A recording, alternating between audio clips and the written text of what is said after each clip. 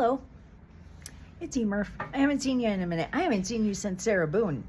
Last we spoke, the jury had just gone to deliberate, and I was like, I hope this doesn't take long. And then I got in my car, and they totally found her guilty. My favorite was juror number 3. Is this your true? And yes, this is my verdict. You spoke for all of us, sir. Very thankful you were there. And it's very nice because I don't like seeing guilty people go to prison for years to the rest of their lives. And I feel like I've seen a lot of that this year. It's been kind of a rough year to be a fan of potentially innocent people. But what are you going to do? So Sarah Boone kind of lifted my spirits with that. And I've just been so busy. I didn't even get to celebrate with you guys. I can't believe, they were gone the jury took an hour and they had dinner. That's how much. That's how delusional that woman is. I also watched behavior analysis, and I remember being freaked out seeing the suitcase in front of her and the way she handles it without hesitation and just and also, do you hear yourself at all? I never a wake-up call, never a reality check, never. I'm just so happy about that particular conviction. But I'm not here to talk about Sarah Boone today. I am here to talk about Netflix and how much their documentaries suck. Well, their true crime is always super padded, and they make it into 4 episodes when it barely needs 1. Some of the editing, a lot of cinematography is really, really good. And I haven't watched all of them, but more often than not, I'm like, this could have been a 30-minute episode. This could have been a memo. But I watched the JonBenet Ramsey one last night. It was just released the other day. And being a Colorado native, I know this case. I know this case inside and out. I was a junior in high school when it happened. And I remember even having a substitute teacher be like, hey, who's following this murder up in Boulder? And who hasn't heard about this? And you're also talking to high school kids. I give a shit though. And he's like, I think the mother did it. I'm like, okay, well, I don't agree, but you're an adult and I'm respectful to substitute teachers, but even it's an excellent example of why you can't trust the media. Have I said this documentary was excellent yet? It's the best true crime documentary I have seen in a long time. And Netflix is so unpredictable and unreliable.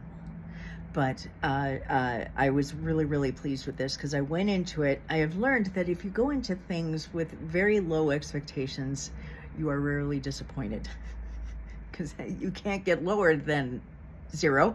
But one thing that's really bothered me about this case is a fucking major network actually blaming a 9-year-old kid, and that everybody has taken that to the tilt. And people are doing behavior analysis of Burke, and he's a fucking child. And so as infuriating as it was for clearly the parents, that aren't they tortured enough that this happened to their baby, and everybody's blaming them, that's not enough. Now it's the kid. Just so upsetting. So I remember them talking about oh, there were no footsteps. Or I also heard that any footsteps that there were messed up because there were so many cops on the scene. And because it was a holiday, the cops are not the first line cops. They were the rookies, basically. And this documentary was so well done. And seeing John Ramsey, my heart has always bled for that man. I totally forgot that he had lost a daughter a few years before JonBenet to a car accident, and just the pain that he had been through. I didn't know that Patsy was in remission from cancer when she started doing pageants with her daughter. That it's still spooky, but it makes more sense now. And because I have forgotten more about this case than most people know about it, but everything, like my mom and I talked to true crime, and she has spoken about a guy who was dressed as a ninja and might have been stalking the dance studio and all that kind of stuff. And I'm like, that guy, the dude in Bangkok, everything. It's such a fucking weird case. But one thing that was really fun is seeing all of these reporters that I haven't seen in many, many years talking about it. Paula Woodward, you look great, sister. And Charlie Brennan, you sure do print a lot of misinformation, dude. Fuck. You, sir, are part of the fucking problem. I've always known that the DA and the cops never saw eye to eye. I've always known that the DNA didn't add up. And I know that DNA was kind of a newish thing, but it was a thing then. I remember them saying, oh, by the way, the DNA that was found in her underwear, we traced that all the way to the factory where her underwear was produced. So, lesson there. Wash everything before you wear it, please. Ew. Everything about it. I want someone to do a behavior analysis of the interrogation. They did a testimony, I think, of the original DA, and he is turtling. He is covering his neck. He is capitulating to what is being asked to him. It is like so very obvious. This was a really, really good documentary. It was excellent. And again, I went in there with low expectations because I was like, if they try to blame Burke, I'm going to lose my shit. I feel so fucking bad for that boy. Isn't it enough that he's lost his mother and his sister? And like hindsight apparently isn't 2020. It's hindsight is like dropping acid. Why the fuck can you possibly blame? I'm sorry, he wasn't even that big of a 9-year-old. You know, he wasn't even a big kid. And it was such a heinous crime. And it was so clearly, it was so precise. And like the garrote around her neck, the head injury. It is spooky, the amount of details the dude in Bangkok knew. It is spooky that he was teaching elementary school. That guy is super spooky. And he hasn't been indicted for a reason. This case is so wild, but I've never thought that the parents did it. You know, if there's an open window, what the fuck? You know, if it was a crime of passion, would they think to open a window? So one thing that's also always bothered me, they do a search of the house. Okay. Occam's razor says, maybe they just missed the train room. Maybe they poked their head in. Maybe apparently the floor layout is wonky and confusing. Maybe they were lazy. Maybe they didn't even go downstairs.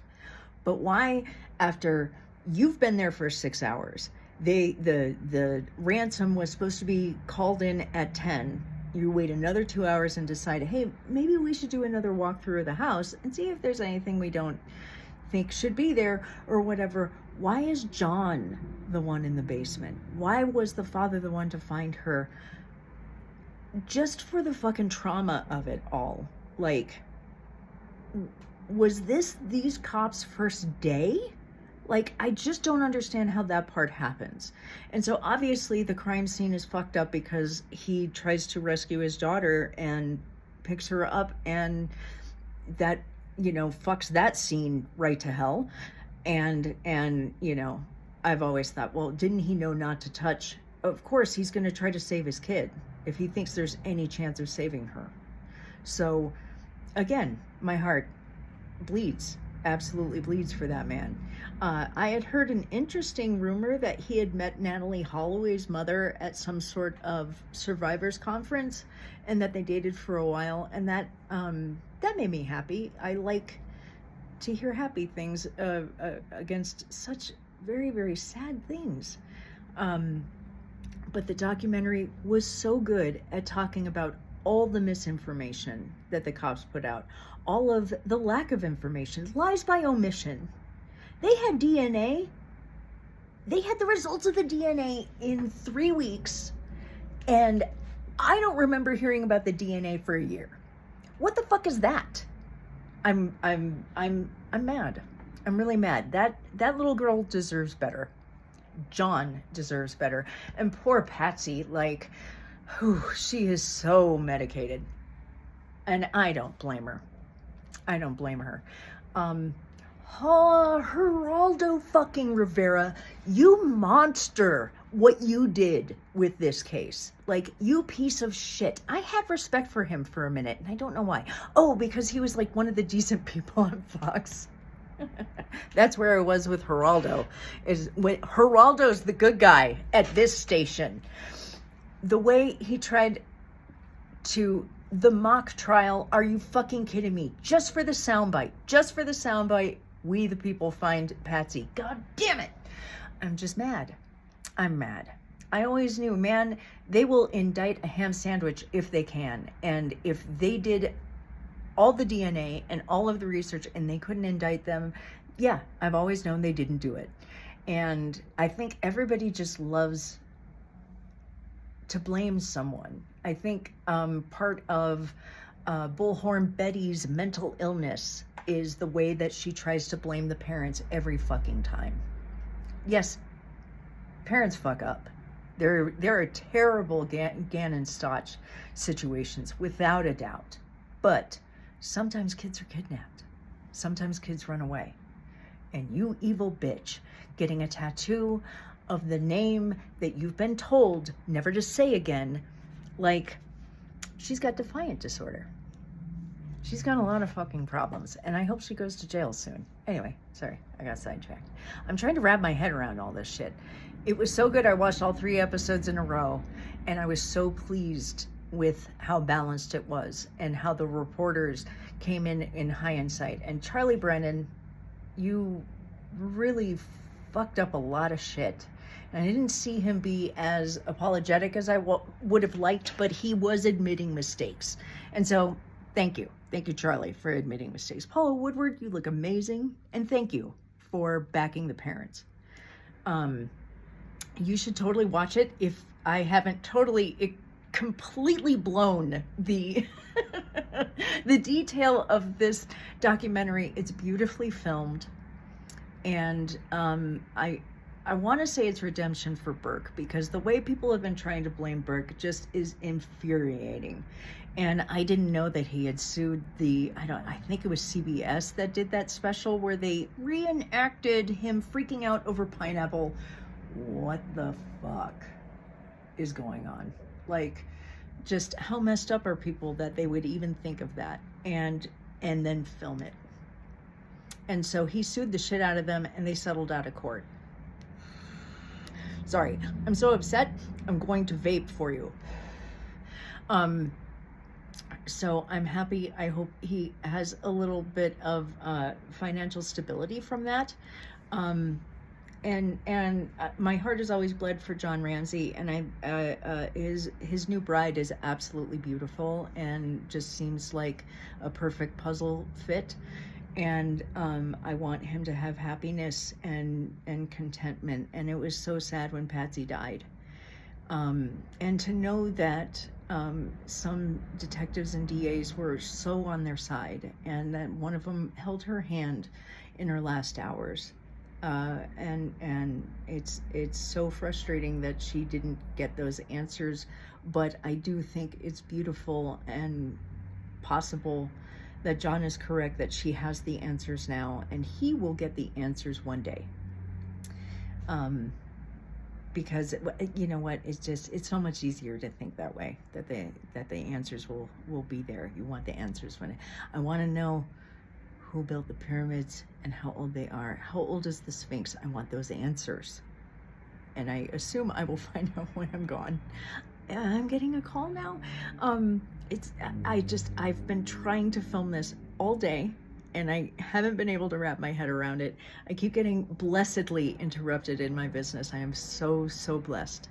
But I think I got everything I wanted to say, especially fuck Geraldo Rivera. Fuck. I don't want to not post this because I blew Geraldo's name at the end. But, yes, fuck him. Charlie Brennan, you really screwed the pooch. And Boulder cops, you can't trust the media. You can't trust everything the cops tell you. And the lies by omission is infuriating. But I have never thought the parents did it. And finally, there is a documentary based on facts and not sensationalism, sensationalizing the craziness and the sadness and taking advantage of people's emotions. The end.